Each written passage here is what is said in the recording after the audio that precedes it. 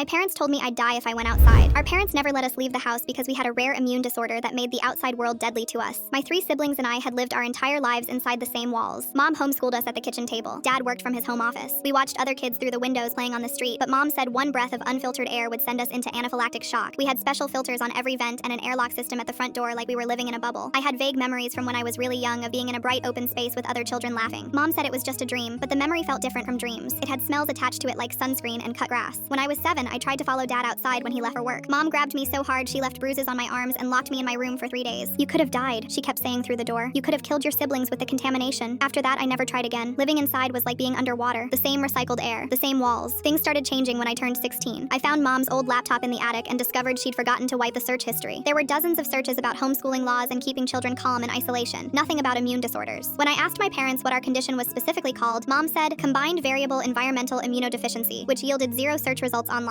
Even the rarest diseases had at least one mention. Our disease didn't exist. I started talking to someone in an online support group for chronic illness. His name was James, and he actually had SCID. "You should at least have medical equipment," he wrote. "Oxygen tanks, emergency meds, something." But we had nothing, just walls and locks. "Try opening your window," James suggested one night. "Just a crack. If you were really that sick, you'd know immediately." My hands shook as I opened my bedroom window just an inch. The night air touched my face for the first time I could remember. It was cold and smelled like rain and earth and life. Nothing happened. No reaction, no symptoms. My lungs didn't close up. My skin didn't burn. I was fine. "More," James encouraged the next night. "Open it more." I opened it halfway and stuck my whole head out. The wind moved through my hair. I could hear things differently without walls muffling them. Dogs barking, cars in the distance. The world was so much bigger than our house. Still no reaction. My body was perfectly healthy. "We're not sick," I told my siblings one day when our parents were both in Dad's office on a work call. "I've been breathing outside air for weeks." My sister's eyes went wide. "That's impossible. Try it yourself," I said. We stood by the back door, my hand on the handle. "Just one breath," I said. We opened it and all 4 of us breathed in the summer air. Nothing happened. We weren't dying. We weren't even uncomfortable. My youngest brother started crying. Why would they lie? That's what I needed to find out. There was only one place we were most forbidden from going. Dad's shed in the backyard. He kept it padlocked and said it stored chemicals that could compromise our air filtration system. But now I knew that was just another lie. James helped me figure out how to pick locks using YouTube videos. It took me 3 days of practice on my bedroom door before I felt ready. If they caught me, there would be no excuse. But I had to know the truth. I waited until 3 a.m. when everyone was deeply asleep. The walk across the backyard was surreal. I'd never felt grass under my feet. It was wet with dew and stuck between my toes. The sky was enormous above me, full of stars I'd only seen through glass. 16 years inside, and here I was, standing outside perfectly healthy. The shed smelled like dust and old paint. I used my phone's flashlight to look around. Tools hung on the walls. Paint cans lined the shelves. Normal shed things. But in the back corner was a filing cabinet. Inside were folders organized by year. I pulled out one from 12 years ago. Inside were newspaper clippings, and I started reading. My flashlight illuminated the headline. 4 children vanished from playground. Massive search underway. Full story on the channel below.